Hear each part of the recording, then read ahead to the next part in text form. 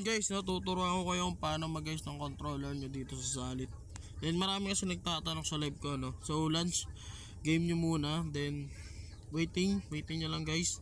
Okay, kung nandiyo dyan na guys, then syempre hindi pa ganyan yung controller nyo, then pindutin nyo itong settings game menu, then scroll down, edit control, then dito nyo guys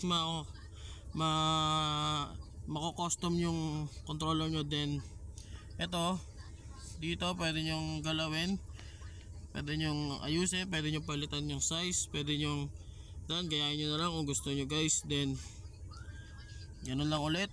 So waiting ulit tayo. Kung nakikita nyo yung Y, B, G, U, B, C, tas yung Z, zebra, tas yung itong precam, F, then ito, then lahat yung nakikita nyong button na may mga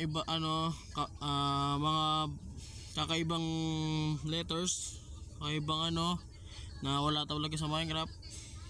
Tututuro ko sa inyo guys kung paano yan gawin dito sa Salit para madali lang ma-open. Then waiting nyo na lang yung Salit nyo na mag-open. So eto sa mga lang to guys, sa mga may mods, sa mga may precam, voice chat,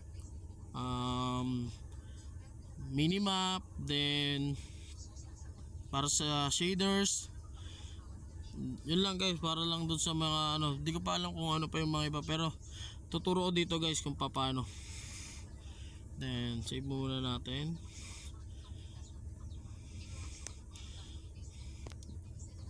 Okay, pag na-save na natin guys, punta kayo sa may option, control, keybinds, then scroll down. Then hanapin nyo ito, halimbawa nito guys, yung drop selected item. So yan, gagawin nyo is edit control layout, add button. Then pagka add button, gawin nyo dyan guys, etong una dito is gawin yung Q. Yan guys, kung nakikita nyo, para makita nyo na maayos. Ito, dodrawing ako guys. Ito guys, dodrawing ako guys. Yan. Then yan, kung okay na guys, then pangalanan nyo na lang kung anong gusto nyo, drop, Q, drop item, tas scroll down, tas ayusin nyo kung anong gusto nyo, kung anong gusto nyong size, kung anong gusto nyong corner. Then paliwanan natin. Tas kung gusto nyo na hindi siya masyado masakit sa mata, hindi siya masyado nakaharang sa screen mo pag naglalaro, then bawasan lang natin to. Then pagkabawas, yun na yan guys. Pagkabawas, pindutin mo ulit ito, scroll down, save and exit, confirm. So yun na guys. Then meron ka na ditong button, pwede nyo yan guys i-control kung saan na. Then ganoon lang ulit, scroll down, pagkababa ito B. Yan guys, ganoon lang ulit yung gawin nyo guys kung paano kung ginawa dito sa may dito sa Q, sa drop item. Ganoon lang ulit, pangalanan nyo na lang ulit, drop. Then ganoon lang ulit yung gawin nyo dito guys. Basahin nyo lang itong guys yung voice chat menu, then gawan nyo na ulit ng button, ganoon lang ulit B. Then pangalanan nyo voice chat, then yan, ganyan nyo guys. Then ganoon lang ulit, save and exit, then scroll down. Pagka scroll down, kung gusto nyo naman guys, halimbawa to guys, yung ito halimbawa nito guys, mayroon ditong magkaparehas na letters. Ito C.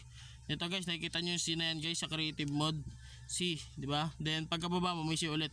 Ang gawin nyo guys, punta kayo dito sa settings, edit control, then scroll down, scroll up, then add button, then ito nyo ulit itong nasa gilid. Then hanap lang kayo ng letter na wala pa doon, kung wala pa kayo nakikita doon sa keybinds. Hanap lang kayo, halimbawa nitong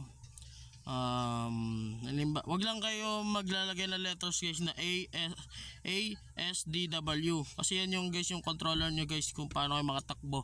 Then hanap lang kayo dito ng halimbawa ito I. Then pagka I, pinutin natin, pangalanan natin kung anong gusto natin pangalan.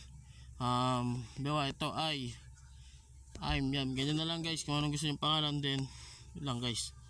Pangit. Then, yan, ganyan lang guys, pangalanan nyo na lang. Then, mali. Then, pangalanan nyo na lang guys. Pangalanan nyo na lang guys ng ganito ay, halimbawa ay. Then, pagkapangalan nyo dyan guys, save. Pagka save and exit, then pindutin nyo yung letter C. Ito na siya. Yan, pag may ganyan na arrow na dilaw, pindutin nyo ulit tong button nyo na I.